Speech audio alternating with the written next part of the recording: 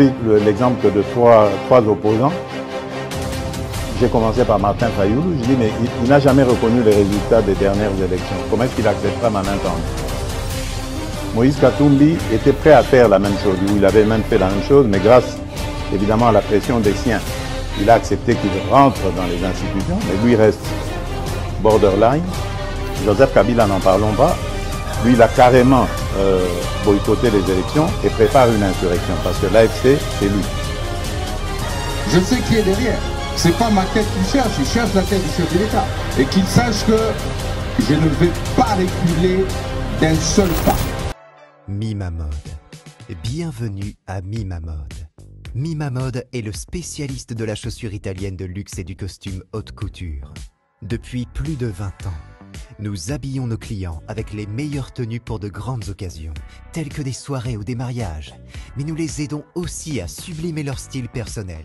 Notre boutique regorge d'autres modèles exclusifs, pensés pour les amateurs d'élégance.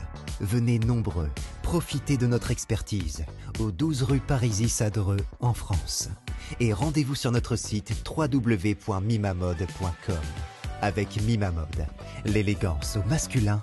Mesdames et messieurs, très heureux de vous retrouver dans le cadre de notre émission Balobelia Peuple Télévision. Merci de nous avoir choisis pour vous informer. Vous êtes très nombreux en République démocratique du Congo, à travers nos 26 provinces, mais aussi en dehors de nos frontières. Balobelia Peuple Lelo Bakolobani, effectivement, Bakozanga ya Kolobate, parce que Mingi, Makamumako, les Kalambo, Kanabishe Sengeli, qui banaliste Bazo Maloba. Lelo Tokolo de la trahison dans tous les secteurs de la vie nationale.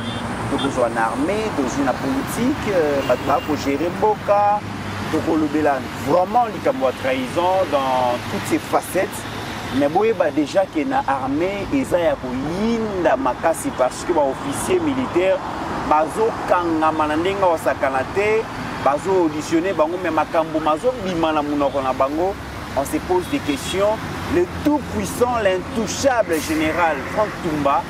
Donc depuis mercredi, Kanga qui est interpellé qui est dans le Conseil national, il y a sécurité, auditionné. Mais d'après l'information, il y a par-ci par-là. Donc il y a Franck Toumba, depuis le mois de mai, a orchestré un complot pour assassiner, pour renverser le président de la République. Et ce sont les Américains qui avaient alerté le chef de l'État dans en Allemagne. Mais plusieurs officiers déjà m'avaient alimenté. L'information que déjà la prison. Soit il y a soit il y a Ndolo. Il se pourrait que fidèle na bango baya bongo pour tenter de libérer bango. Il y a toujours alerté bongo autorité compétente toujours à disposition. Nous sommes pour sécuriser la prison wana. Et pour parler de ces sujets comme vous le savez, dossier Jacques Kiaboula, Aza déjà été en Afrique du Sud. Et le gouverneur est à Tanganyika, Christian Talungwa, je pense. Il est déjà à Ozare. Qu'est-ce qui se passe dans l'espace Grand Katanga? On en parle dans cette émission et je ne suis pas seul, mesdames et messieurs, comme vous le savez. Je suis avec Joseph Benza, donc mon co-analyste politique à Peuple Télévision, mais aussi Nazana, madame Jetou Bapeli. Donc, moi, je vais découvrir Mikolo à Peuple Télévision. Elle est là aussi pour donner sa version des faits sur le sujet évoqué, tout sous la coordination technique. Il y a AG qui est là pour que l'émission et les cas vraiment dans le Lenge Oekoleka. Merci Nabino Nyonso, merci na président Chikito Mouchachino, na Bosanité Didier Baye Mbombo na niveau Afrique du Sud où Bazolanda Biso en ce moment. Alors, Nabani na Mwanamboka Jetou Bapeli, bienvenue. Bienvenue, bonjour à tous les téléspectateurs et à Balobeli Télévision et Belé Bakomela Ingai, na monaki même un message, il y a même certaines personnes qui ont numéro Nangai de partout, en tout cas. C'est là qui bon, on a déjà sur les réseaux sociaux, déjà Mboka. Mais c'est aussi une très bonne chose d'intégrer qui déjà sujet à l'élo et sujet à qui était et ça la peine français encre et salive et ça l'obama mingi par rapport à une trahison. Donc merci vraiment encore pour une nouvelle occasion, une invitation ainsi qu'à M. Ndego Mitterrand. Merci beaucoup. Et Naïbi Kelelo, vraiment, faut pas qu'on hésite à te bien en centrale nucléaire. Ah, vous avez un quartier général à ma bordure. Na TikTok, c'est la Satan de. Donc voilà, vraiment les lots. Au nom, il y a intérêt général. Au nom, il y a défense, il y a Congo. Donc c'est réservé au Ekoya. Voilà, Joseph Mbenza. Benzoul, bienvenue. Merci Ndego Mitterrand, merci. Hier, je n'ai pas pu faire des émissions. Le Lonzamba Pessi Makasi, il y a quoi ça l'émission. Malgré nous autres dérangés, mais pour l'intérêt général, parce que ça déjà, mon canot devant la nation, devant Dieu, devant le peuple congolais. Merci pour l'invitation. Et c'est vraiment un plaisir aussi de partager le plateau avec Madame Jetou. Donc, dans le cadre toujours la sensibilisation, le civisme et le patriotisme. Naningaki n'a pas sa joyeux anniversaire au nom d'un ami que je salue là où vous êtes, en Ituri, Fortuna Lelo, qui a envoyé un message d'anniversaire à sa tendre épouse, Madame Natacha Makena Massivi. Voilà ces mots. À travers ces ondes, je transmets un message chaleureux d'amour et de veille à Madame Natacha Maneka Massivi. Que cette journée d'anniversaire vous comble de joie et de santé d'amour. Joyeux anniversaire à une femme remarquable, épouse de Monsieur Fortuna Lelo. Vaut mieux tard que jamais. Joyeux anniversaire à vous, madame, de la part de votre tendre époux, M. Fortuna Lelo, qui est un ami à moi. Très bien. Merci. Et puis sans oublier M. Stéphane Milandou. Oui. Et puis il y a Chiquito Mouchachino. Très bien. Longo Niaming. Alors le Lopez Ali anniversaire, il y a Fabrice Kankou Kabanga. Waouh. Fabrice, notre architecte, notre menuisier, notre tout. Bon. Donc les lois pour célébrer anniversaire naïe ajeki ala naïbi que le lot manabi so dio ya batembe bo beta en désordre. Pour naïbi que Fabrice vraiment voilà olimbisate c'est son jour donc mon frère joyeux anniversaire Fabrice. Voilà. Abandi déjà au Tumbolo comme d'habitude. Voilà ami privé personnel. Personnel mais baswanara. Mais babongisaka. Donc madame na bango biso to kota raté. Voilà. Joyeux anniversaire mon frère Fabrice. Fabrice Kankou donc yo faut salagaka. Donc merci beaucoup pour cette amitié, merci pour cette grande famille que nous formons. Que l'Éternel Dieu Tout-Puissant t'accorde tout ce dont tu as besoin pour vivre la plénitude de ta vie. Pour cette année, je ne connais pas les vœux le plus ardent de ton cœur. Seul Dieu qui sonde les cœurs. Ayebi ou ezana posa yamute manayo. Nayebite mais ce qui va nous dépendre nanga, n'a pas implorer Nzambe. Asunga epo okitisa dose ya batembo okotsaka chaque jour. Mais malheureusement ils avaient na yo yangate, ils avaient na yo joyeux anniversaire mon frère. Namoni mutu muso batembo banyo sepela. Voilà. Alors Joseph Mbenza, aujourd'hui quand même je voudrais saluer Bandeko ya Mweka, hein, espace Grand Kassai en général, mais Bana Mweka en particulier, surtout Radio Royal Coq, na fréquence 102.3 FM. La province à Kassai, précisément, dans le bien territoire à Mweka. Son directeur général s'appelle Pierre Kouete. Il chante piment piquant. Il est à Mibengaka. Et puis, le technicien a moni bango Kaboulou. Na ensemble, les journalistes, ce qui est bien à la radio Royal Coq, l'émission n'a pas de auto salara awa et les carana radio. Toi, audience makasi na mweka grâce à Bandeko et Barelia émission na. Merci beaucoup. Merci David qui est là pour découvrir mon amboka Jetou Bapilé à travers Radio Cop na Pesibi Nombote. Alors mon amboka Jetou na bandi na yo, vous prenez la main. Nous parlons de la trahison aujourd'hui. La trahison c'est parmi les fléaux et Mimbo Canabiso na déchéance. Alors que notre pays fait face à menace existentielle. Il y a notre voisin convoiteur, le Rwanda, a imposé une guerre morose sans fin. Et pendant cette période, nous sommes censés compter sur notre armée. Nous avons vu combien de jeunes gens se sont mobilisés pour répondre à un appel et à chef de l'État, s'enrôler massivement dans l'armée. Aujourd'hui, on parle de 120 000 jeunes qui ont intégré l'armée Nabiso. Et les jeunes sont censés encadrés par des officiers qui ont déjà bazawana. Malheureusement, on se rend compte que la plupart, bon, pas tous, mais beaucoup d'officiers lélo, bazana germe à trahison. Qu'est-ce qui se passe? Christian Chiwewe Songesha, Oyo, armée Mobimbezala qui sous responsabilité na y a peu, très, de Koyoka, le chef de la maison militaire moto a proposé à Mokonzi Mboka la mise en place dans la kati armée, le changement dans la kati armée, tokolo baza colonne vertébrale armée, aza l'issue à Mokonzi dans la kati armée, tu as information que depuis le mois de mai, abane koluka comment renverser le chef de l'État et ce sont les Américains qui ont avertissé que Mokonzi Mboka est en Allemagne et le lobo azabon na maboko ya Conseil national de la sécurité en train d'être auditionné.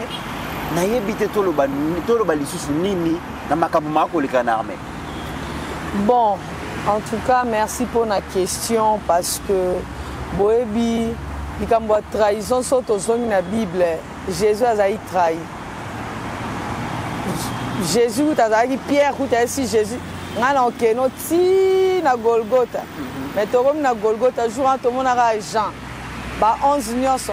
Bamsukutu de aba comment yebela nzela e maïs la kope ekufi. OK. Allez. Soko tali sou nengo lobi yenda zai ko proposer. Soko zum to roi Juda yem ta simbeli bengambo.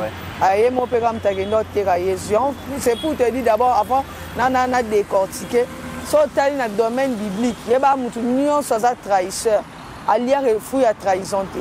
Fouille à trahison était dans l'homme, même si on a Judambo en lire en été, c'est énorme. Et ça fait très très mal. Au moment un certain moment, dans le chef d'État, Azana, dans latin, modus operandi. Mais il faut voir que ils sont nés dans la bande bêta, c'était banda kala. Tous les gens le fachi, moi je disais toujours, le kabylisme c'est un virus. Les virus, les cancer, c'est quelque chose et obi qui s'attend sur les côtés. Donc, il faut qu'on kenne nango na ba ndenge moko boye. Donc, il faut qu'on moni ce que c'est ba pindola. Dans le kabylisme, il faut qu'on pindola yango. Heureusement que Mokonzi Mboka a ebaki. Et Fachi n'a pas aussi été dupe. Il y a zappé même, faut zapper na batouane. Au moins, les batouanes ne sont pas hollandais, il faut que ça libère baboula moko. Ngane titan on a qui ka kani Mokonzi maison militaire. Lobby Nazaki n'a fier vraiment aux idées. Ah bon? Je te jure, je n'ai même pas su. Pourquoi tu vas y baki? On voyait des centaines sous la nerf au sol. Kokerotane au lobby plus de 120 jeunes. Oui, et l'autre encore 120 000 jeunes. Mais il faut se rappeler que le président Fachi a sa stratégie. Est-ce que l'Union va s'enrôler à côté arménien à Binisi Banté? Nous avons présenté dans le monde. Et puis, ce qu'on remarque, Fachi, depuis qu'il y a un pouvoir, c'est qu'il a fait l'indépendance. Nous avons fait l'indépendance. Surtout, il y a un ballon, il y a un kata-kata. Fachi a tangi kaka 2 pères indépendance. Patrice Emery, na papa Mso Kassavou. Moi, il a compris que ma père indépendance bazaki à la base de la trahison, il y a un moment où il subi mambolelo. Ma père indépendance. Et quand tu remontes dans l'histoire, ma ramoto vivre et bandi na lelo. Et puis ils ont bien servi celui qu'on appelle Hippolyte Kanambe, Kazembere. On a un chien. Ils l'ont servi en moni tant où au moins on a étudié n'habite jamais. Président Fachi sera Kenda qui n'habite pas. Imagine ce qu'on sera Kenda n'habite pas. Déjà bah soupçon to comme un royaume non, bah mindu que somba mité. Bon tel non tant armée ça au bunda. Si Fachi a une option diplomatique parce que tel gabi soki kana bateau non longa te. Grand qui veut reconnaître. Et puis il faut y que Kanamba pesa qui va conduire ne belé mais ba carré minier. So bon comprendre était loko o bango bazo sous kamité mangwana. A pesa qui ba en échange. Ya moni ba continuer ko servir yé. À quoi bon ba carré minier on ba pesa bino mboke kende. Il y a un qui la fois passé na bibi no batu bo sala qui cursus normal. Il y a formation militaire. Bino bo kanisi bateau yo. Soto l'année li bateau bagi na muse formation militaire au pena o ba général wana nyoso ba généraux ba kangi wana o ba saki sous maréchal. Est-ce qu'il y a on des opé ça malelo? Bon l'année qui na ni chef ya garde républicaine. Abi depuis Moussa Faki 2003 kanamba tika ko sa réforme armée. Ba formation militaire et ça la militaire. Fachi na ko bandela likambo. Si on a battu ils nous ont aussi servi, c'est une bonne chose. Base à la paiement à Fachi parce que au moment où on t'a pris la main dans les sacs. Je l'ai dit la fois passée. Si on boye bisanga, bon moi était que bisoma on est au pesa à Kigali wana poa. Bozo zo mi kuapen Kagame, bozo pesa vie parce que à la boeza na ba congolais au basa ba inconscient, au basa ba abruti, faut le dire. Parce que mutazo kanisa poa kena qui classe à tangi, tu peux être un abruti aussi par rapport aux décisions que tu prends même si à toi kena classe. La terre, elle est tellement sacrée que aux hommes on a battu balata sokoto, baromo bazo samwi samboka. Et Kagame quand il voit ça, il y a un besoin on a kaba M2 wana nyoso so ba M2 nenga na benga ba M23 te baza ozora pouvoir ya kwa ko lobela kabatu. Bazo manka quand même ni parce que ba yebi que il y a des Congolais. Moi j'ai toujours dénoncé on a ma page na ngai na lobango en connivence na Rwanda. Il y a un moment na province wana ya Rwanda po ba na ngai ya pays te. Province wana ya Rwanda même Congo central les qui ont mené. Bozo ko pesa ka on vit pona nini parce que ebele tiozo mona na tant fatia le même en quasi silence. Parce que baza na ba entreprise na Rwanda. Soki na informer peuple congolais que boyebi que ba entreprise ebele kangami. Batindi ba 80% ya batu ba ke ba congé technique. So boye batu. Parce que bango ba ebeka ke fatia ko sceller na dialogue. Bazo ningisa côté politique, bazo ningisa côté armée kuna ba ebi ke tozana ba généraux na biso to na ba officier na biso auto commandaka. Et ce que j'ai aimé en Fachi, Fachi passe n'est sabino. Fachi a mon à Kinshasa. Au moment où j'ai mon tour, on doit bien à moment na Jeki Zengi. Ayebi ango, so on memi Fachi na Jeki Zengi. Ah ok non na Jeki Zengi, mais ayebi ernini ya aussi mi saute touche. Aloba ango. Dans aloba qui ango ba Dieu babika aloba. Si ko ozo mon na nesi maison militaire. Wane za lokwa bazwa ki motema Fachi nde babimis. So ba bengi yo motema kufi. Si ko ozo mon na maison militaire depuis mois de mai. Il y a un temps total à Fachi, on te le rappelle. Il y a un ça c'est vrai. Expliquant que c'est un fantôme. C'est un revenant. Et on a fois passé dans les sacs de Mitterrand, on a dit Tshisekedi Félix. A incarné le président Misato Bakoufa. Mais oh, il y a Zouté à Kanambi. Atikali qu'on soit comportement Kanambi en étant criminel, sanguinaire, on a fatigué. Mais ce que tu as la titi de Kimia Moukia qui est dans la diplomatie, et ça Joseph Kassavou. Ce que l'ingomon a président Fatia Zon à mon akinoana au moni Joseph Maréchal Mobutu. Ce qui penda pe olingo mon na ba moment mo be opena que non o tie et ça pena que non faut azala o mona que non o sali kambo azana gentillesse mais o salo likambo mabe wana yaki pe musée. Musée bando c'est quand même mais biloko mususu o mona que non o sala bino musée biso to yaki ba mike na beta lisolo na lobaki la fois passée. Akuta biso na lycée ba obi ekoya. Maya non n'est pas peur papa la biso abi butu azong se ba biso ekoya kaka so ni balé côté sima banque wana na bossa. Mais papa bina butu muza zongisa Brazzaville a réagi ça. Mais à Souka, il y a biloko ya yemo azwe papa bon ba benga le leader Maxime les Sphinx. Les Sphinx ça qui trop radical. Ce qu'on fait dans minute quand il doit être radical, c'est ce qu'il a fait au M23, il va pas négocier. Il y a un moment il y a ken na ba on espère les Sphinx, on a ce qu'on perd na ba. Ozamo na ba biloko ce qu'on aza mutu moko azo incarner ba biloko ce qu'on mutu abongo. Pour moi ba situer et ça passe. Si c'est que du Félix, il reste l'imprévisible. Quand on a tu vas dire c'est ça nzoka ye ayebi ndenge nyazo opérer na bino na ça que la fois passée on va nobo ayebi ba beto buzoyamba yo boche make ayambi fayulu ayambi moi mobali ya mona ya Museveni facha ko yamba yo mais message yo yana o yonde ko sopisa yo donc fayulu ayaki ayaki pe ko côté la 5 côte alors ba ki pe likamo 5 côte mais siko bo moni l'opposition 5 côte. Les 5 ans, ils ont appuyé tous les grands qui vous topent ça. Mais 5 ans, ils ont les sous peuple. Peuple, ils ont quoi? Peuple, ils ont dans sorte de petit qui vous. Les peuples, n'a pas l'église et reçoit ça. Tu vois que ça la Babylone roman monaloba qui ont même dans la vidéo dans 2025 et ça année de vérité. Tous ont continué la succession à la vérité. Ton vanda qui a papa mukubi le bimi ka de nuit part à lobby na biso kasara na tout. Comme moi Kabila ça comme ya papa ya koko ya papa mukubi. Ton on sent appel à chef de l'état passer le kofo zong.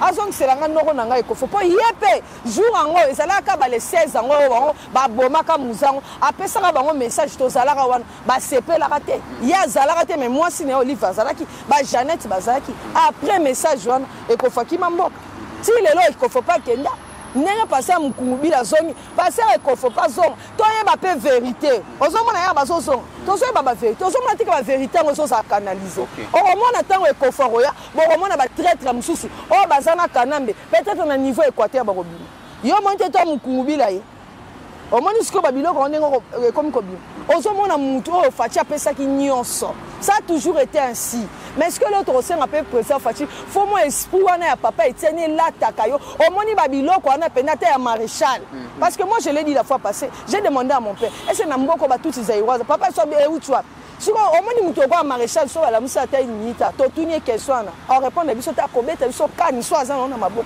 pour atira likotika ngote et vous voyez et puis en termes même ya mbongo ya ba situation ya vie Fachi apesi ozomona pena ke batu bazo vivre yango ozomona batu mususu bazo bakalika ma frustration batu bazala frustré pour ani pour hôtel abobia ngana zo bundi alika mo peut-être na zana combat noble toza ebele momona kaka bazu ba pesi mais ngana imsa batu bo regretter so zo sa combat noble futa kaka omoni ya bango tellement ezaki noble té na minute bazuer la main dans les sacs okowanga na ndenge. Très bien. Okowanga na ndenge je vous reviens Joseph Mbenza le tout puissant chef de la maison militaire, il y a président Félix, donc interpellé, auditionné, et il avait cette intention de renverser le chef de l'État. Lui était donc clairvoyant, c'est américain, bah alerté mon président de peut-être les lots masolo. Mais alors que c'était lui qui avait la main sur l'armée, le chef lui a tout donné, c'était l'homme de confiance. D'ailleurs, on a eu à faire des campagnes donc décembre, janvier, février pour l'information pour trahir biso na mise en place na kati armée mokonzi azui atiki a PC confiance les lobos et toujours information wana que dire finalement nego mythe pour dire vrai na ba téléspectateurs balanda biso auto respecta mingi na diaspora pe on a ça l'émission télélo compte tenu nous autres boujaki mais to soleil qui lobby même ça qu'on a samedi mais arrivé au milieu de la nuit dans la Mouki je commençais à pleurer je vais le dire ici oui pourquoi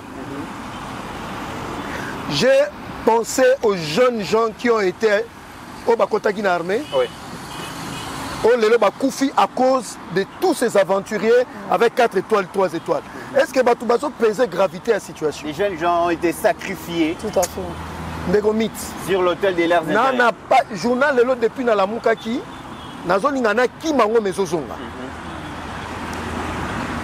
na science politique ba ibsa biso loko moko décision moko hein mal prise et qui peut affecter vie à nation mibima et vous comptez des millions de morts. Donc en réalité les millions de morts que nous comptons c'est à cause de ces comportements yaba officiers OU qui ont trahi la nation et conséquence, ce sont des centaines de milliers de morts. Et puis parmi les bateaux, Bakoufi, alors tous ceux qui sont dans le domaine armé, dans le domaine civil, c'est-à-dire pour trahison, il faut que les militaires Bakoufa, dans le terrain des opérations, comment les officiers supérieurs y armé na biso, bandote que les criminels, les groupes armés Minduki. Tu sais comment ça se faisait? Bakozwa colonel. Bapessier Mindou qui n'a pas de troupes, mais lui il coopère avec l'ennemi. N'avez-vous jamais entendu M. Tumbaloaba charger un mécanisme suivi à l'objet Mindou qui utilisé par le M23, ce sont nos armes. Oui, colonel Aza on a limité. Mais l'attaque doit se faire où? En Galiema. Il s'arrange avec des criminels, des bandits. Rwandais, au lieu Mindou Kekene, na renfort na ligne de front, mais il y a qu'on soit colonne, a péci information à l'ennemi, Tokoleka en tel endroit, avec autant de nombre de soldats que j'aurai avec, là son nazo mais ma bango binobo attaquer bango, na ko attaquer on a ba soldats ba ko kufa bango ba so Mindou ki on a ba ko se retourner contre Mindou ki on a yango ne ba bomba ba civil. Yo na nga to moni ba vidéo. Quand tout le monde a gardé le silence, dans l'opération na Goma, na Bukavu, na Katana, na place de bifurcation pour Bakota Goma, le nom échappe de Goya, pardon, Sake. Mais basoda balobi nini tozo senga ba soutien ba moyen ah nzambe mboko. Vous allez parmi ma dernière vidéo ya général Chirimwami dans basoda ba iboti kabiso to bunda bozo kanga biso maboko pona. Siko nga pasi na ngeza ba jeune wana o ba kota ki na armée par patriotisme beaucoup ba koufi faut to la vérité à cause ya bato yo. Quand tu veux amener une révolution, il faut avoir une arme, un revolver avec 10 balles. Une balle doit être réservée pour des traîtres. Il n'y a pas à le juger, il y a qu'à le fusiller. Parce qu'à cause de Batouba Koufi, on dit combien? Mais quand on a ma pinga, Namona Mamadou Ndala Zopesa Hippolyte Mbote, il ne savait pas que c'était lui son gourou. En complicité avec certains officiers, nous avons rappelé les Congolais. Mamadou Ndala Vandi, général Didier Toumba, Makamabombe ça soutient. Bafandi Sylvie Bongo a tout dans ma question. Didier Toumba, qui mis question à Tigali Mamadou Ndala. C'est en ce moment-là que c'était décidé sa mort. Yo chef d'état-major général, bah tout nos questions, zo tikele pourquoi? Oh bah le barazo tikele ber. Mamadou Ndala lobi bozo lukelanga ba problème nga na bi makambo wana te. Quelque temps après Mamadou Ndala est mort. Combien nous avons perdu? Les jeunes abattoirs continuent à armer avec le souci de servir. Baoutaki Kassai, Baoutaki Congo central chez moi, Baoutaki Équateur, Baoutaki partout, Balobi, Likambwa Kivu, et ça Likambwa Congo Mobimba Photo Kende. Ils ne sont jamais rentrés. Je dis, ils ne sont jamais rentrés. Et ils ne seront plus jamais rentrés à cause des officiers traîtres dans l'armée. Professeur Kassai, je te salue. Alors, Baboé, au Congo, il y a 2 mots. On a pénétrer la résurgence des forces centrifuges et la résurgence des cellules dormantes. Hippolyte Kanambe a implanté des cellules dormantes et insécurité. Namboko partout. Résurgence des forces centrifuges, c'est-à-dire que ce sont des forces où on va travailler dans l'invisible. En fait, Félix Bano Menegé est hybride et invisible. Il a fait face. Et puis dans un sabbat congolais. Heureusement qu'au dernier de ces jours, il s'est repenti Benoît Lamba qui a sauvé le président Félix. Parce que Hippolyte Kanamba a 38e sommet, il y a Sadek. Je ne vous dis pas au revoir, mais je vous dis à bientôt. Parce que ce qu'il avait mis en place ici, Félix Alingako s'en sortit, c'est un Nzambe Mutabateli. À une politique, à Tchetamouemamba, Namabunda. Parce que la destitution de Félix, c'est Tamoué Mamba qui allait être président. Et il allait récupérer le pouvoir par Tamoué Mamba. À Yéna armée, il a fait des mises en place. À Yéna politique, il a corrompu, même dans les églises. Ce qu'on a remis toute la question. Quelle est cette dose d'envoûtement à Kenaka Banganga sorti pour envoûter tout le monde? Franck Toumba, parlons-en. Il y a un militaire, je garde son nom. Aïbi Singaï, en 1997, Nachit Yabeni. Il semblerait, il paraîtait que non, c'est Franck Toumba qui était là. Depuis 1997. Matomazo Bazaï garde civil, non. En 1997, à l'Ataka Sokoto. Chita Beni en 1997. Il est cité parmi. Depuis là, il a gardé le bon terme avec le Rwanda et Hippolyte Kanambe. Jusqu'aujourd'hui. Mais chose étonnante, ma soeur, en 2019, il était locataire. Est-ce que les Congolais va bien? Mais tout ce qu'il a pu y avoir, c'est par Félix Tshisekedi. Tu as eu les honneurs, tu as eu la richesse, tu as tout eu. 3 étoiles. Mais comment tu trahis? Qu'est-ce que tu as mangé? Nake Moussika, Makambo Oya Goma, Soki Tozalaka vigilant. Tu as déjà parti à Général Philemon Yav. 3 étoiles, commandant 3e zone de défense. Avant ni na réunion, Makambo Bombe za souté. À ABC Bango, na terme militaire, lever le pied. Tous les généraux étaient là. Lever le pied, c'est-à-dire laisser le M23 prendre le Nord Kivu. Il y a eu un général à Télémé à Lobby. Moi, je ne le ferai pas. Ce général, quelques jours après, il est mort par empoisonnement. Nani, à cause il y a trahison, je le répète, sans trahison, Kagame a gagné Bissota un jour. Parce qu'il n'en a pas la capacité. Il y a un Moni Kagame, avant qu'il pépele na dernière sortie médiatique, a dit je peux arriver à Kinshasa. Ce n'est pas parce qu'il allait quitter Kigali, comme en 1997, il était ici à Kinshasa. Hein? Tous les décors étaient plantés par Hippolyte Kanambe. Il y a la plupart, il y a des politiciens. Quand toi, pasteur Guili, moi, on a tellement. Quand ça va Congolais, on a perdu cette bataille. On n'a pas perdu la guerre. Fin 2024, 2025, les autres étaient quasi silence. Mais que Makambo et Koya, bazalaki na bakati, yango moni même 5 ans na SCC. C'est des gens qu'il faut arrêter maintenant, maintenant que je parle. Très bien. Baki que comme Makambo to sala et ça Makamba Félix T. Albert Kankeza lobi yango. Alobi show la lobi Makambo to sala les apona Félix T. Makambo to sala et apona o akoya après Félix. Nani yango fala après Félix. Il faut que na minute yo en France on arrête même des effets qu'on soutient. Pour pédophilie, pour autre chose. Donc, le comité, il y a encore plus pire. Ce n'est pas encore fini. Il y a un senga na Mukonzamboka. Machiavel dit ceci. Celui qui a trahi, c'est une décision prise de manière délibérée et volontaire. Le pardonner, c'est le pousser encore à asséner un coup fatal.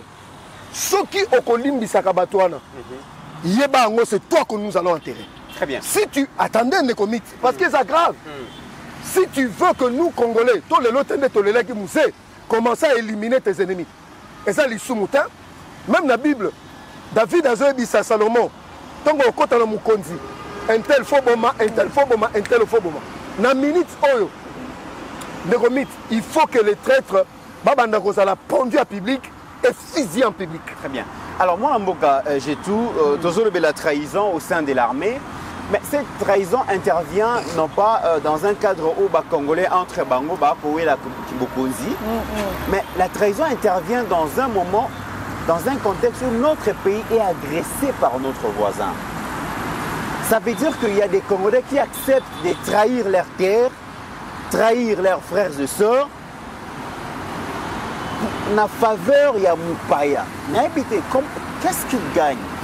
Parce que accepter de lever les pieds sur des terres Oyo, mais un Rwandais, aïe, donc au trahir, Bazui Goma, Bakomi Koboma, Bandeko Nabino, ko violer ba maman, ko violer ba sœur Nabiso, ko terroriser Batou, ko torturer Batou, et ba faciliter la situation, ce sont les Congolais. C'est à quel prix ils trahissent? En fait, ngai elo on a réfléchi ça qui de photo sola, posa ligambo sola pembe. Pone ezabo ezalo roi ma ese sopa non. Po ero so maramo nyo soto esimba ero me fachi to simila ba mi maboro na mitu. To lele bemba fachi. Bomoni bato ane bele bomo nana. So bolandeli boti Kagame ninga zabo ezala mutu mo abisanga bi mama. Oyebi bato ebele akabili Kagame azana ba sex tape na bango ba bimana ba fille rwandaise. Bazana ba video ba banga Kagame poso ba chango sur la toile ba osambwa. Ba deuxième femme na bango bomoni ba makangu na bango nyoso ba Nyarwanda ba rwandaise ba tutsi. Ba sala ba entreprise Kagame. Oui, ba entreprise omoni ba OCP la te na Félix akani a asali ke ba makam na bango simbate ba bloquer ba biloko na bango. Yo bomona ba réaction. Moi je vais vous rappeler le moyenga. Moi, Steve Wemi. J'ai eu à le connaître, j'ai même travaillé avec lui. Bon, je suis lancé état de siège.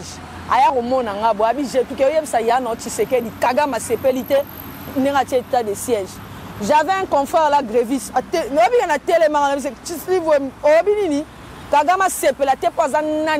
Tu vois combien de Congolais n'ont habité.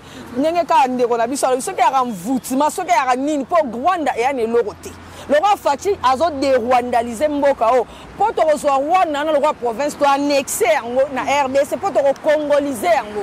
Fachi a reçu président congolais qui a dirigé jusqu'au Rwanda. Des craintes na bon. Si on moni babilo ko nyoso esalema attends na le mamba ba carré minier na ba sex step na bango eza e pa Kagame ba bimana ba fiwa na ba bangaka.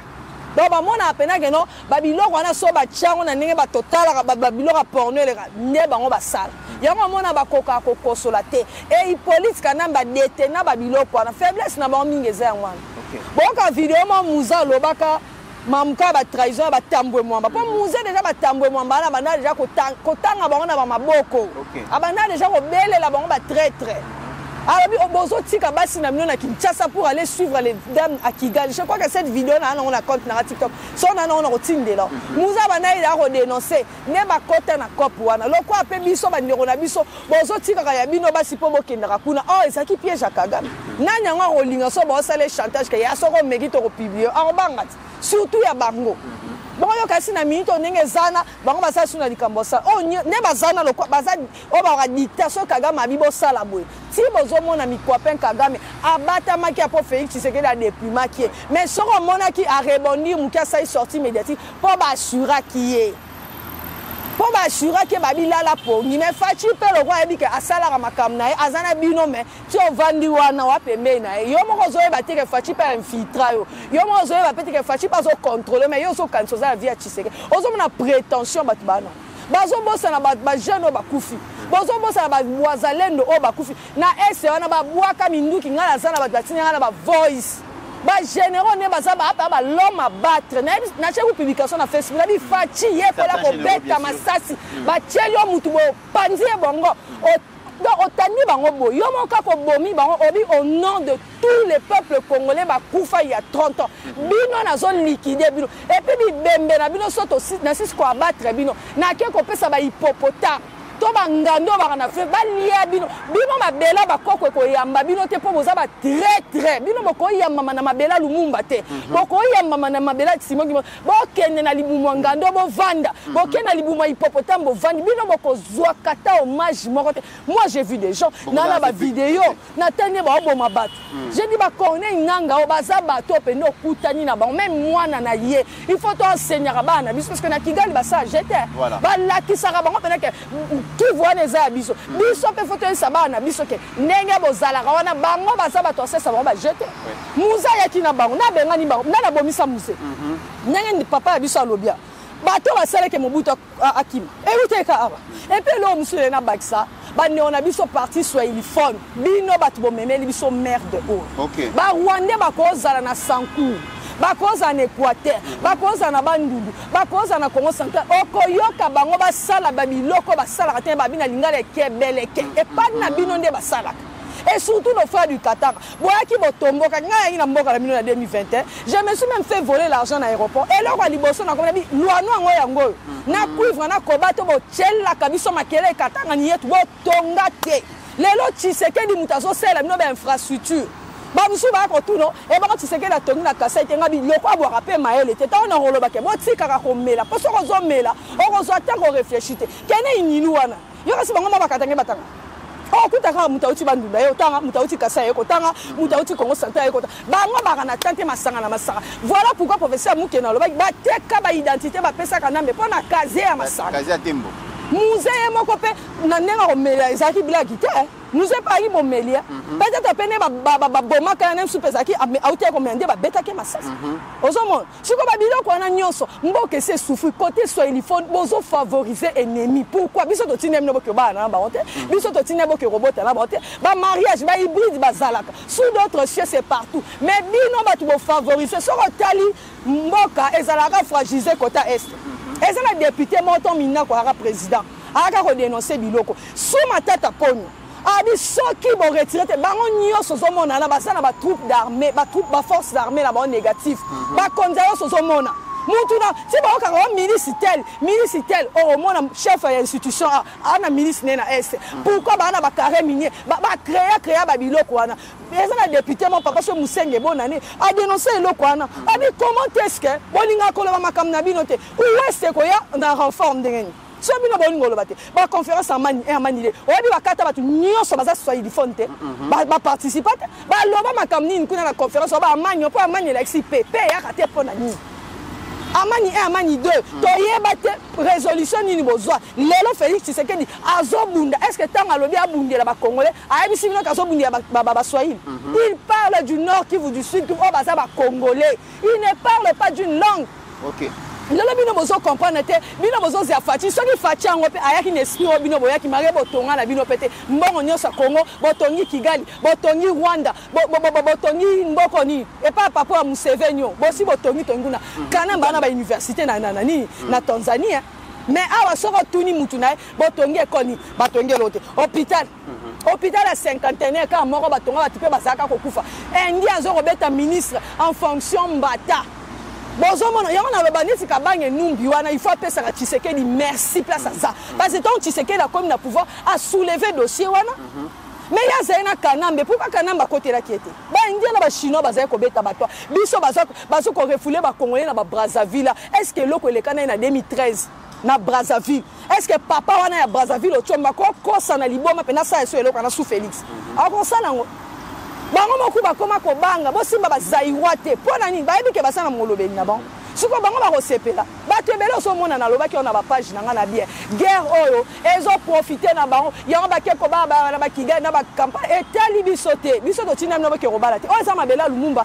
eza mabela Simon Kimbangu chaque chose a son temps eza année de vérité so bobo na mino rondima boko suka lokwa pharaon na ba char na ba chevaux na yebi se bango tout abana na bino pe zali pone mokili ekenebo oyebite oboma nani na est oboma ndeko nani na est akuta na nanga mo ba komene nanga basali epe mabe po bino ba okanisa ke bino nde bwana ba monopole ko boma ka ba congolais na est bwana ba famille na bino tangu peuple mutu musoko za lobi na ete na roza na bi onde kwa mitera naya komene naya nako sale mabe yo poko yeba te au nom de ce que toi tu avais fait il y a 10 ans mais pour le rater c'est ça en fait yo nga ton hôtel la nga boy non mon nga en fait nga elekela nga te moi au contraire je bénis Dieu malgré qu'on dénonce to bénis nzambe parce que ceux qui faut to tonga mboka to ko tonga na bato boita très bien na arche de Noé impur à côté donc fachi na tonga arche de Noé c'est pas tout le monde qui va entrer il faut ba traître ya on elo na bi fachi il faut ko bomba ba on lo kwa ba nyama o moni ka ba image ya goma na ndenge fachi otala kana tango tali o mana minute to lo ba fachi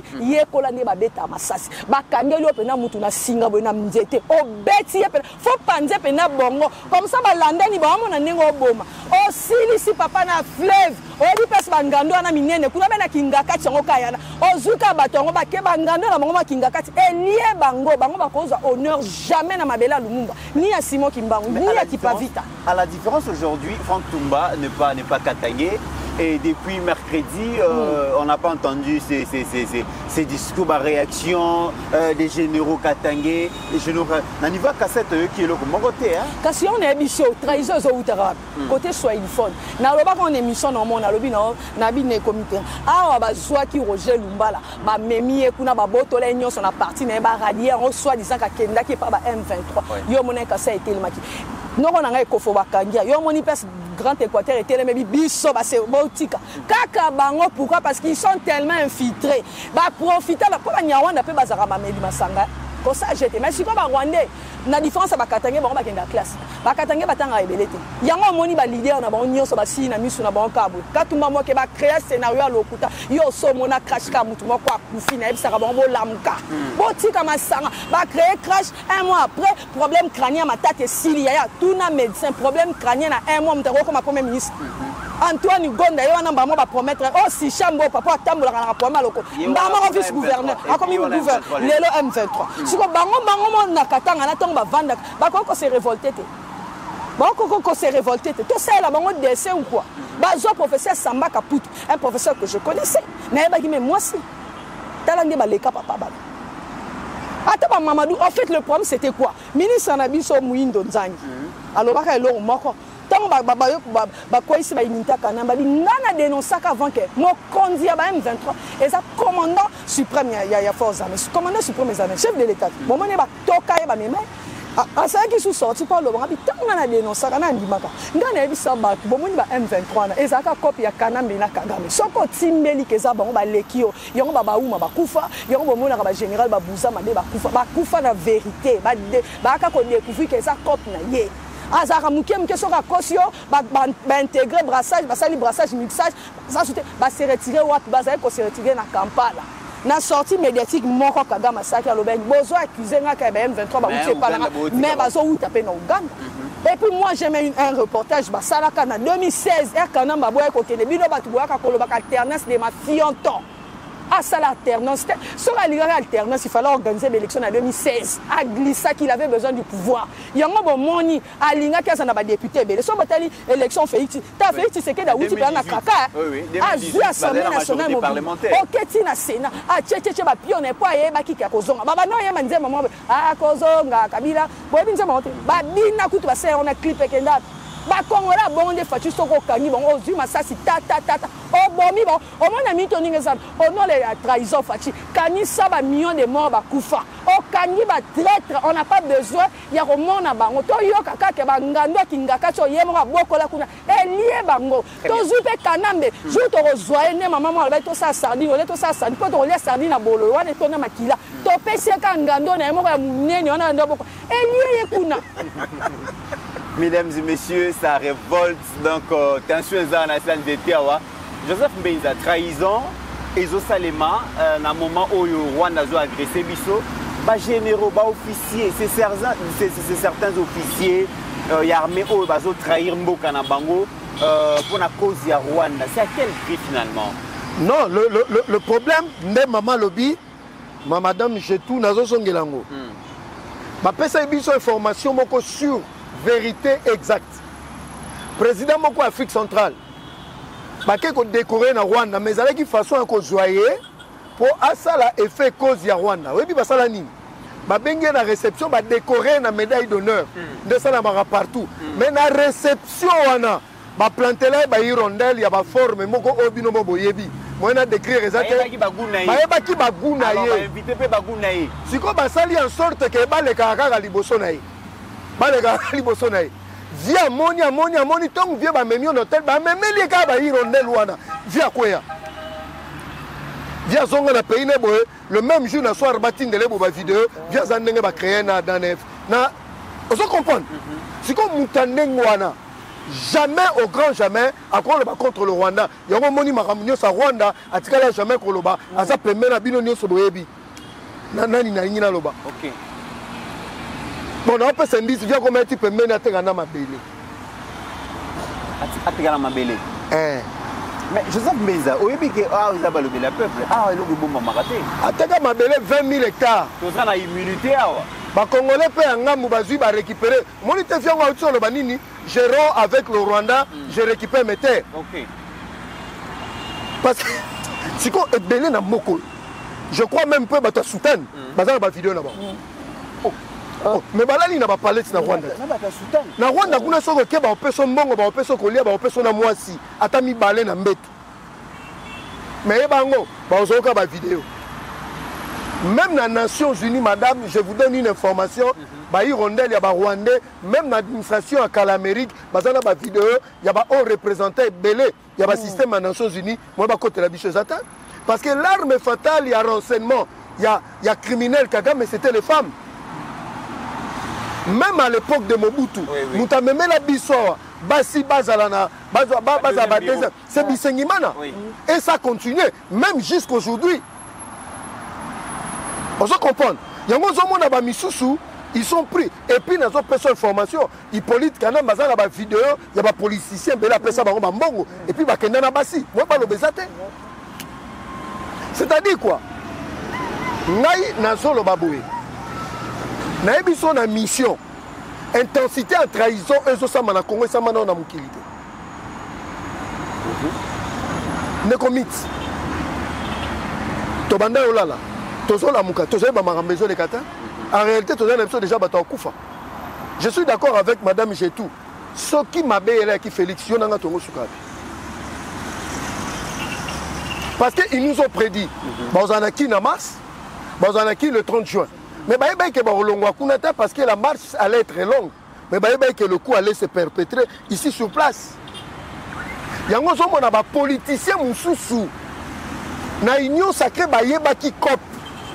Na son émission que na eu information ba notable à sud qui vous basangana na GB. Ba lobi na bango kuna mutako bundate. Botika bango bakota. Et puis, la société civile à Sud Kivu, ça l'a communiqué. Mais le long, vous savez combien de morts on a à Bukavu? 3100 tués. 600 femmes violées, madame, et 700 disparues.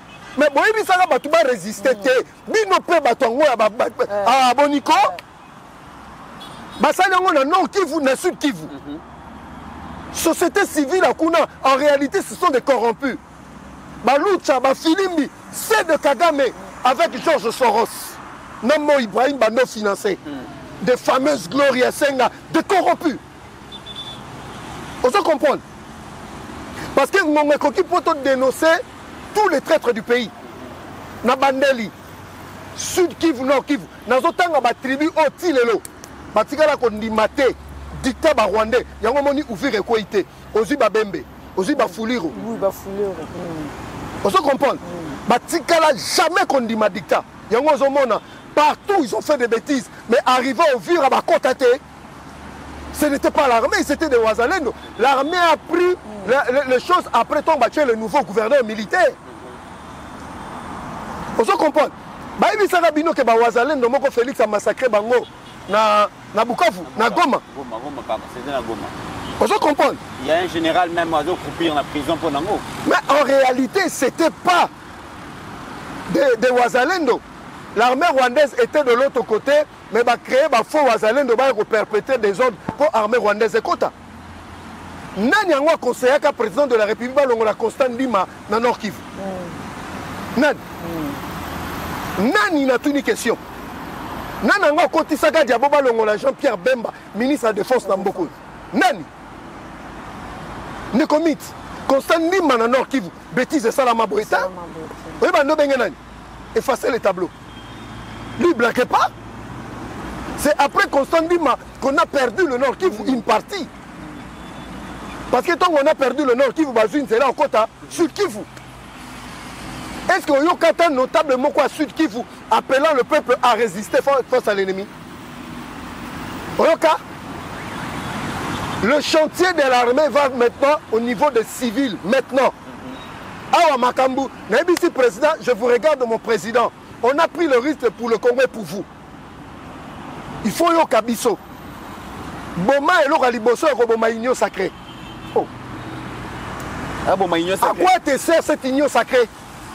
Parce que tous vous ont abandonné le moment le plus difficile. Quelques-uns ont été avec vous. Des alliés fidèles, Jean-Pierre Bemba, Souminois et les autres. Tout ce qui est Nekomit. Kagame était sûr de lui. Kagame était sûr de lui. Et il savait qu'il allait bouter Félix hors d'état de nuit. Yango Moni Bachadari, Malobani il a déclaré des actions clandestines et Sili. Le chef a donné déjà le mot d'ordre. Mais quand je vois Chadari faire des réunions à PPRD, Namoni Moutouba Kangete, mais Bassismanagi, l'activité à PPRD. Vous comprenez? Donc, Ngongwe Koki, dans moment où, parce que le risque Congo est joué, sauf Félix, ça a été. Et nous avons la désastreuse. On a surtout se relever en tant que peuple. Et Babil, donc la trahison ne connaît pas les Kambaba tribus. Nake Moussika. Franck Toumbalelo Boya. Nake Moussika. Nake Moussika. Plein soyo. Na la xaba congolais gravité. Officier supérieur, Nios avec Bimanamboko. Phase autorisation à Franck Toumba. Azan a droit, n'a mot à dire, n'a pas nomination à tous les niveaux. Et c'est lui qui propose. Posons-nous des questions. Madame, je dis aux Congolais, le seul pays qui a dépensé en armement en 2024, c'est la République démocratique du Congo pour 0 résultat. Est-ce que c'est normal?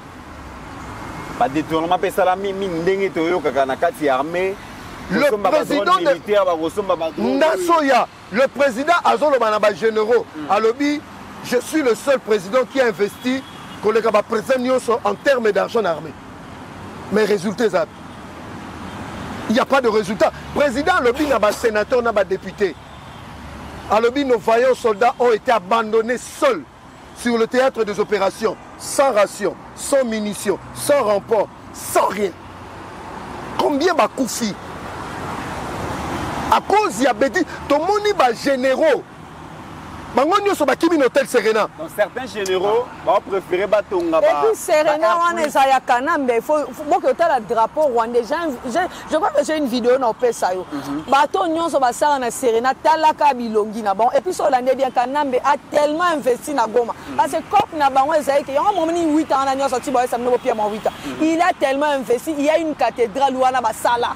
Oh mamoli basala. 1 milliard et kenda kuna na cathédrale wana. Nazo pesa formation Vincent Biruta à l'Obéli négociateur qatarite. Abi, nous ne pouvons pas partir parce qu'on a beaucoup investi à l'est du pays. Natine bino. Va investir en termes il y a cri. Balobi bazana ba biloko ebele. Yango ba pesa bango 8 ans.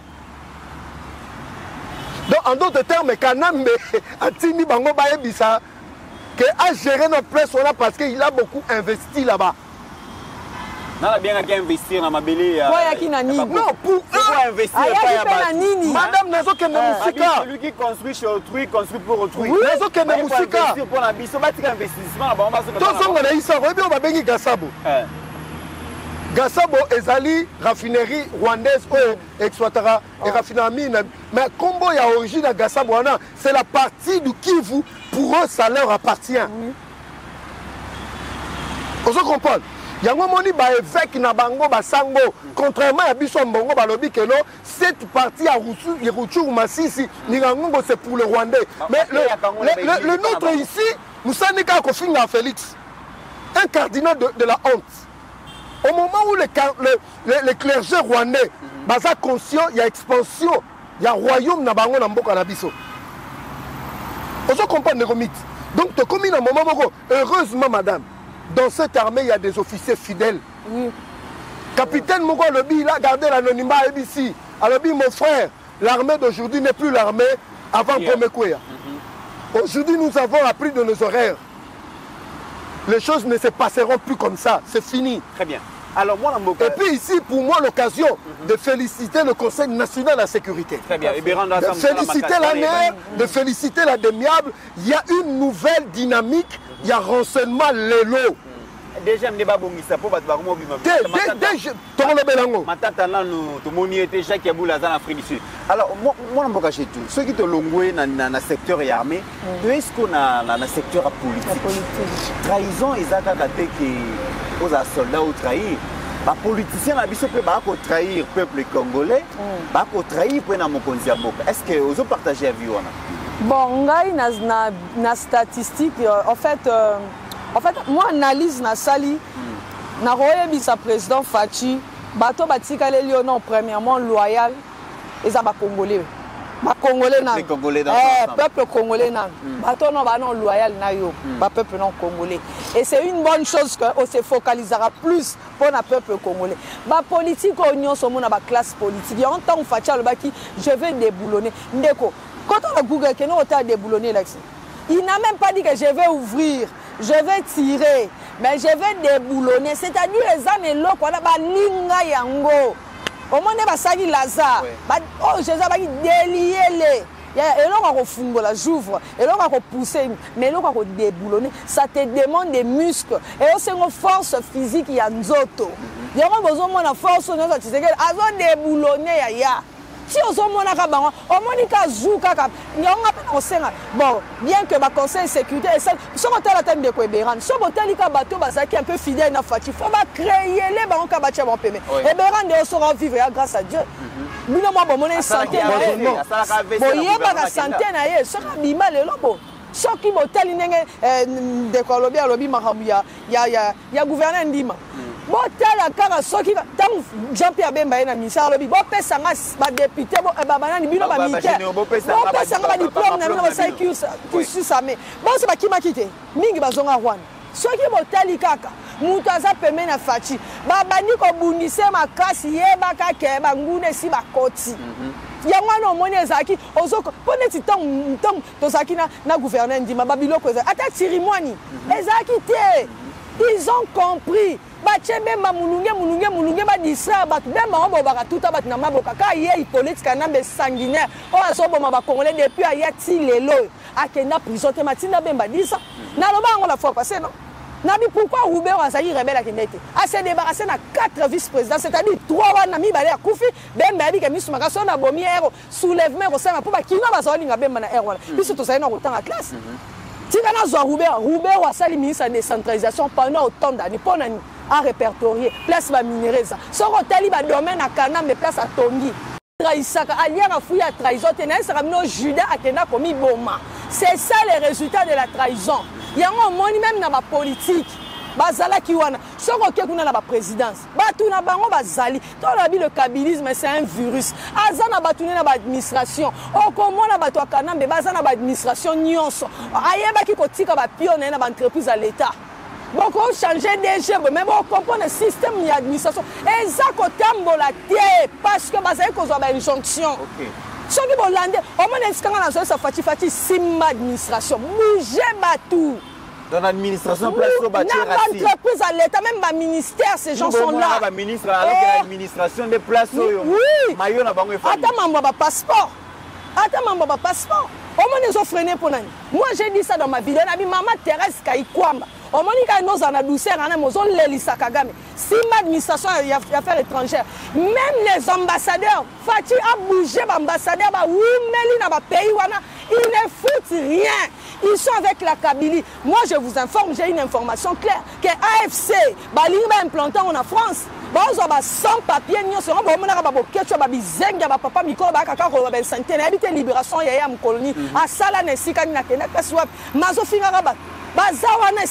sans papier parce que Macron a déterminé à Sala à Congolais sans papier les banques va créer parti politique au moment où AFC est rebelle. Est-ce que vous voyez si ba pesi bango déjà ndenge zana ba combattant mindero na biso Jamaïque ça akena ikoto ko sai soko landeli baso ke naka ko pesa bon et puis ngana lobaki wana za diaspora de la merde parce que diaspora moi na poto akena ka kayu au courant pour na 1000 dollars 1000 euros akena ka kayu na malili na ba moy na ba malili ba makase utoza yo ko courant pour na 1000 euros et puis personne obi congolais faut ko tourner on pesa 1000 euros pour donc yo au contrôle ko va ndolo na est. Donc, si on a 1000 euros, et c'est ce que beaucoup de gens ont fait. Yo kanisa ta ba trahison et salami, va payer combien? Et l'autre, hein? Va payer combien? Son, on dirait kindoki, on dirait sorcellerie. Il y a un an loba qui est le monde abi quand le pape est venu, ba banana ko bomisa pape. Tala la so facha so organiser bilo comme longa na mboko.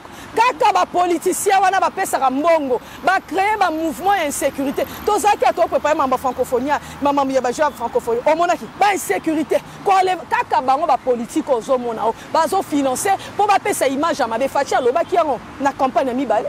Tant à ce que la Niamamamboka, Babenga biso peuple inconscient, Babiboti Rata Kagame na mouane ba ko représenter biso. Ngai phrase wana e révoltarangai, ba représenter bino. Bino bat bozoze a raïs de ma fionto. Moi na non licencié gradué, il ne peut pas aller à que nous représenter ba minéra mboka mais Kagame na mouana na ye, ba que nous représenter parce que bino no so boza inconscient. Yango ba yebisa fati, siko ba yebisa ngo fati ba larguer là et chef de l'état. Ayoka inde. Siko biso zolobela, est-ce que ça ba politicien ya union sacrée to opposition? Ba union so, moi je te dis, moi la benga en union de la merde. Ndaba biloko ebele ne ba yela kabiso. Yo na ndoloba. Donc ba loba régime ya Tshisekedi. Tshisekedi o kanga ministre. Tshisekedi o kanga ministre. Tshisekedi o kanga mandataire. Bango révolution de la merde batongani. 5 chantiers de ma fianton. Yabi sanga na secteur ni nyango o to rolo ba kelo 5 chantiers et pesa congolais sembo. Et ça matata na bukanga lonzo. Ozomo na camere, na perchoir, na matata construit chez lui na mbonga nani. C'est l'argent du contribuable. Projet Ezaki ya Kinduta, Ezaki ya Bandundu. Un président de l'Assemblée nationale qui défend un voleur.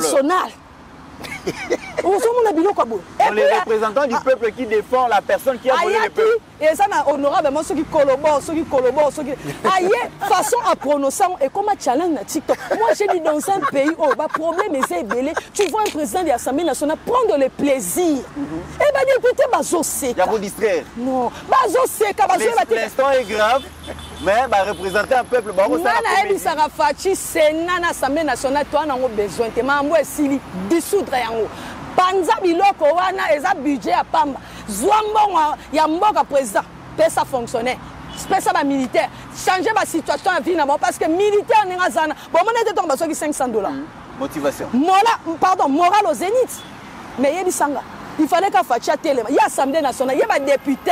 ba député wana ba député wana baza combien ba telemelaka ta cause ya insécurité Congo maina kureza raté que militaire oyo policier ba kengela biso to ba kisa ba sala bo so ba député ba sala ta ba loi mo ba telemelo mo so pona ba emolima wana kuna union sacrée raté opposition raté ba koma ka bana tata moko omona ba papa mikolo so na so biso solidarité na nengo sala on dirait que tu ba utela parti politique différente ba kanga makana donc so mo même ba siamois même bato ma passe on ba bimi na place ta moko bazara mo so mona bolingo pour intérêt na bango mais soko ebisi ba ma ina kureza te to dénoncer ba insécurité to dénoncer biloko kanamba ça combien de députés ngabe ba député te ngato kozora ba député na mboko jour to komona mama nyoso ba député na suka ba député na suka jour to komona ka députation au moins pas comité assemblée nationale ezawana tu sais parce que souverain primaire n'aime te voter bon boye bisanga ba loi nini ya protection contre la population bazawana so mona ba papa Mikol tant on a talaka ngo neso na sala même vidéo na site un président de l'Assemblée nationale avec un pays qui est agressé ayele non honorable Kolo to mona ye to sala na nini alors ko bimisi biso zo azana ba papier te batuku ba ese nani président de l'Assemblée nationale soza ba papier te ça ba voice to pesa yo ba papier et là ni l'Assemblée nationale et si est sali donc fati foka yemo ka tele madame fati ça comme président na musala ko sala na parlement parce que babi Kamira Azaeli allié fidèle et loyal et président de la République Kamira lobby voilà ba congolais lokola maman Chetou na ba Joseph Mbenza oyo boza bato émotion na tangu ya bitumba ba géraka mboka na émotion te bango ba na expérience ya diplomatie ya politique bango baza ba pacificateur ba memaka makamulora bino ba congolais Mbenza na Chetou bo memate bino boza na boza trop émotionnel mais Kamera na maîtrise pour na expérience ya gestion ya conflit ngai limisanga na benga ye pacificateur jusqu'au bout de la toilette na lobango na réseaux sociaux pacification depuis abanda pourquoi est-ce aura kimia te ka bon ba obi mboko ba liba titre honorifique ba excellence ba honorable biloko te na esibino ba tout moko zo mona kolo kwa ba na bongo te ye Kamera bana dana kanambiti ye bisanga si ye monga ka ko bimisa vérité moko na vidéo pona loba ka mona ka ba accord à 2009 suspect comment il pas na biso ole mutu tel a signé et ça nani ya police mtakio signé par rapport au Rwanda journaliste ana za West Af abi c'est comme si président na bino azora ben jonction uta Kigali j'ai la vidéo je peux te renvoyer olanda ngo très bien siko ozomona ke makambo fati azo déboulonner ye moko lobi ko déboulonner et ça makambo lelo te et aloko mutu ba timolie ba che na kunda ne fati azo misa tanga lobe mboke kufa lokwa kanambe ayela ki bino zododo soupe na tolo winner bon réfléchissera te yebi sangai yango détruire une génération mais ça bino la fois passé pour l'éducation civique et morale longola yombo il a déjà commencé à détruire ce qu'on va même samboka basimani sur le plan éducatif yango bomona même bana o mwana zana ye okanisa kwa kisoda il faut ka bana bakonzi bakeni non la terre elle est sacrée lumumba kufela na mabele simo ngimbango kufa pona mabele bato nyonso zomona oziba kufa pona mabele yo ka sata papa Etienne comme président baba na okanga RT na ebisa bango Etienne Tshisekedi awa asaki opposition agene ko zo Rwanda ayino zo Uganda sezo ko bazayiwa ay mo pe mobuta zai ko boma mo pe yindi pe bo mais est-ce que yo mona papa na pesa ke noso mandoto et pourquoi kaka ye bango bakanambe bakenda ka kuna na S na loba bango nyonso so bakimi omoni ki abula na esa ki batebele bon vanda na bino boko yeba bango ba video na déjà la ya bon fin d'ici domaine ya kanambe ya kuna kasi pesa kene ko tangela classe en 4 sambaki o grifele biso batunia diplôme d'état kanambe wapi yo so yebisa biso ke mutatangi na Tanzanie na Uganda wana réponse to mona Tshisekedi na Congo central zo yemana ki Congo siko diplôme besoin maka des places donc on se comprend ya muto ngo ba défendre il ne vous a jamais fait confiance parce qu'ayebi et puis bino mo boyebi pété bon maîtriser ba ya o chargé de communication ngabi chargé de communication ya wana aza muninga na tagni na yebi aza chargé na loba ngona ba vidéo aza chargé de communication chargé de communication kanambe ezaka Rwanda hôtel Serena na tala bango nyonso bazana ba ndekona na tuna question moko azaka na leki na mo na BG banque azali ko gérer ba na benge Gloria Mteyu comment ba Mteyu wana yo kango bien congolais so landanga biso kombo ba nina te to tchaka jamais M liboso wana eza système rwandophone to tchaka MT TF to tchaka MT to ko yiko tcha N à la limite comme Tumba au baxi N mais c'est M, c'est là où j'avais dit non, on est Arabie Saoudite. C'est pourquoi Gloria Mteyu wana za Gloria Kabila te. ozomona ke tango bamakambo nyonso to lelo so tosangisi oyo nyonso toyoki tocomprendre kaza usurpateur. Est-ce que na kati ya wana tokoti politique mais tokoloba mpe trahison mpe ekoti na kati ya baconfession religieuse? ndeko nani Mitterrand esako la fois passée ti na baki na yo juge yani atuna bacamarade nanga bazosala stage na grande instance aposa bango question abiju mboko yo bonga babandokanga bana liboso baninga bawela bapoliticien juge yani esimote en tout cas pe asona maloba elo moins important so azali na ngene so za prophète abi bato liboso babandokanga na mboka o eza bato bobengaka basali na nzambe. Ils ont une part de la destruction de ce pays et c'est vrai. Yango zomona ka cardinal ambongo cardinal moko agité azaka na charisme tene mosengo azaki nga basango babengi ya neto ovanda bo mane mambo ekene boko ka shumsu basango nde bakiti na nzela mais gestion ako pesa biso ka ba compte randi ba $1 million ba pesa ki na ba diocèse chole o chewa bino bobala raté bobota raté yako ko pesa biso explication. Si on peut faire ça peut pas bozaka wana Tshisekedi asali be Tshisekedi au moins les bébés azo ko pesa biso compte rendu Tshisekedi expliquera biso na tout na bango révolution de la mer de Wapimbongo 5 chantiers de mafia on pesa biso mbongo nyoso bolisa matata bimisa ke 1000 écoles baloba ba otonga 1000 écoles wembongo njili awa bakina kozwa mbongo njili apo na luano si Tshisekedi nemtanga banda opération ya otonga njili na luano Wapimbongo bango ba juiceur te kaka ko bambia baninga bango baza ba juiceur siko bino ba juiceur ata école na mboka musée na nkoro Félix Tshisekedi mtaki otonga école bana mbali boso ba mon école ba mona ciment agitation ozo yokela bana mawa ba moni tol ba moni toilette sika ba yebi ka ko coup direct ba yeli bango ba chasse siko ya saki 18 ans ye mwana musée atonga ki ata na nkoro te po na sombi ka chamata tina basala nzambe de corruption pe ya bayoka sonité olanda muteba te bazo tuna ye babi les Rwandais qui agressent la RDC vous avez non les Rwandais et l'Ouganda ont trouvé notre démarche salutaire n'importe quoi obi journalistes sont capables journalistes ngai ne biso de comité ali boko bonia ba na nosa interview na zusi maliboko na pesi sango po il faut tambola na mokili na pesi penda si maliboko pa makila bimi wana zongi mutu parce que bato ba kufa wana yate ya liloba nzambe tu sais quand même Jésus a été fatal Jésus est mon nzambe continue l'église a bien des ordres ça soit na rebi kana na boboto bondeko ba yoka te Jésus bo pia film afia kula ba toujours wana et ba babanga lobi ba ko sauter la table il y a un certain moment aussi on Félix Tshisekedi parfois dans la vie faut être fatal même le Christ là était même nzambe Moïse azotambola bana Israël ba pesa Moïse mutu makasi Moïse desi nzambe kabola mabele bazinda nzamba tosa akabola mabele bazinda na vie ezaka te que fatia ki na diplomatie qui toko parce que accompagner que armée je ne peux compter sur personne ba jana ba tu bakufi kuna bazaki sacrifice ba papa oyo yango bomona kaso ki nanga vandi achema ndefu etelé le roi muto komi na diabète na stade asuka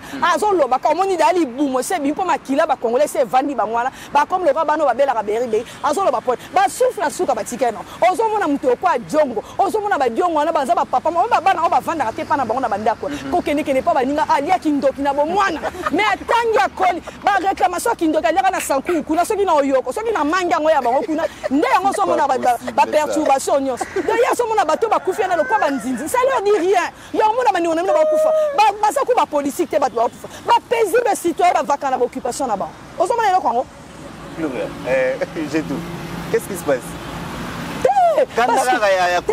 parce que Nathalie sortie médiatique en fait na essaye on a TikTok ba sortie médiatique na bon e bando za ba clé mais bo tshaka litoyi bo bano na ba vérité mo e bando ma place wa ndesi ma mdionga lo ba yilo ye diongo nenga zaki na place nyoso ba tshaka saki ni asala kini azaki kuna na makala zo kufa comme na pe masuka ndabi oya ko kufa mama na sala sortie médiatique ayo senga kanambe ba bise kanambe mama na sortie médiatique te tant mwana ke rebelle tant ba rozoyer omoni ba mama ba komo ba ka ko ba mama ba ko bokola ka ba kuluna na ye no so ikanambe ko pesa ka ba jeune machette biso kinwa abanga makila kinwa ninga stemai akema ko za ko medelo na ko mo sepelo mona makila biso ba kinwa to connect sasa to yebi tribalisme te to yebi bokabonte to yebi makila te kinwa tambola kana bonne aso senga na so bovana na ku komi ora minino ora mi ponu ora mi medelo kinwa so bango sample po boyebi biso poison rwandais boyebi biso culture na mino bo papa na machette détruit ya pamba baloba normalement mais ba solate ba bala na te ba bomana lokwa ba nyama nde Kagame nani kanamba yela biso na esa que ba mouvement d'insécurité ça partout dans toutes les provinces il a créé ça c'est grave Joseph Meizato Silita de l'émission donc trahison ekoti na politique ekoti pe na église. Bon, ngai na lingi Léon a décidé dans le mingi te, mais ngai na clôturer pour conscientiser les Congolais. Na comment peut sa pasteur Guili raison. Félix ne quittera le pouvoir que Kagame accueilli, Museveni accueilli, Route accueilli, Sassou Nguesso accueilli. Parce que dans le contexte actuel, je ne vois aucun politicien endosser la responsabilité de protéger la maison. Je comprends que c'est le peuple qui a commis ça, les dirigeants, les dictateurs. Mais en cas de force majeure, le jeune homme Ibrahim Traoré, on te dissoudre l'Assemblée nationale à des budgétivores. Ce qu'on bateau bakumisa kewana na Congo. Bisopeto dissoudre l'Assemblée nationale na Sénat na Séni. Nous allons organiser l'État, la politique après 2030. Vous savez pourquoi? La menace elle est réelle. Ceux qui ont money dans le pays, je ne le dis pas pour flatter le président Félix.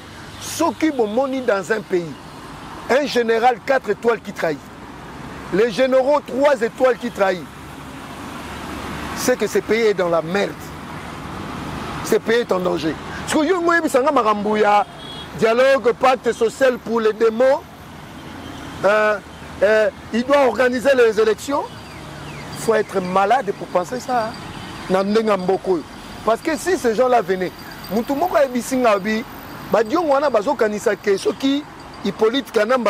mais il va commencer à tuer ces gens un à un. Même les Martin Fayou là. Situation beaucoup. Et ce temps, il y a refondation en nation. Refondation, il y a un bandit. Félix il doit avoir tout son temps. Quand il va laisser le pays, il laissera le pays entre les mains d'un digne fils du Congo qui ne trahira pas. Le détournement et le public, c'est aussi une sorte de trahison. Beaucoup de personnes confiance, on attend des guerres. Et UDP, c'est le peuple d'abord au pouvoir, nommé au ministre, au mandateur. Oh, il y a l'État. Et il y a pas de trahison. Si vous avez une naissance, gouvernement nous demandons au président de la République, Maramba Kota, Abou Pia. Maramba politique, Abou Pia. Monsieur le Président, vit le danger, les enjeux que court notre pays avec ma partenariat américain. Ceux qui ont tué les bisous, le lingo, mais tu vois, il y a un problème, il y a opposition. Via le baga dépenser mingi, alors un poids politique, il faut respecter. Je vais aller dans un autre sens. Les circonstances politiques. Je vais aller dans un autre sens. Simon Kimbangu Akoufa, le Congo reste Congo jusqu'à aujourd'hui. Kassavou Akoufi, le Congo reste Congo jusqu'à aujourd'hui. Le maréchal Mobutu est mort, le Congo reste Congo jusqu'à aujourd'hui. Patrice Emery Lumumba est mort, le Congo est resté. Laurent Désiré Kabila et Etienne Tshisekedi de Moulumba. C'est ce que là Komboni. Donc, on va comme dépositaire naturel à Congo. Donc, Kamere et les autres nous ont mis dans leur tête, sans eux, le pays ne va pas marcher. Au moment où il est en train de faire des bisous à un Rwandais. C'est ce que le battait. Nous avons des députés à partir de l'IDPS, na mosaïque, na balier, des choix M. Kamere, dans la prochaine rentrée parlementaire. En cas de force majeure, sans Malokonde. Je pèse bien, mais moi je m'assume en tant que Congolais. Vous croyez que eux, tels que Bazawana, ils ne sont pas avec le président de la République. Mais mon conseil, c'est Pelé qui base à la Wana. Le comité suivi application encore. Président Bétier, maman à 12.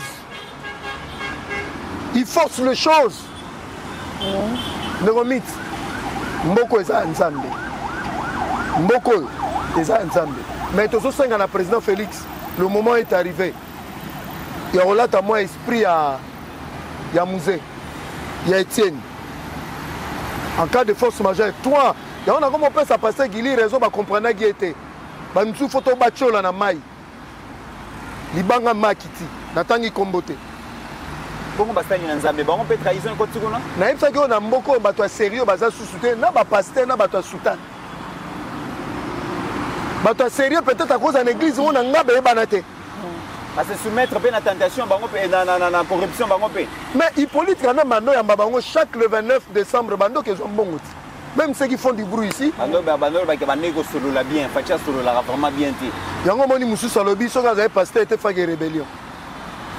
heureusement ça pasteur pour naïe.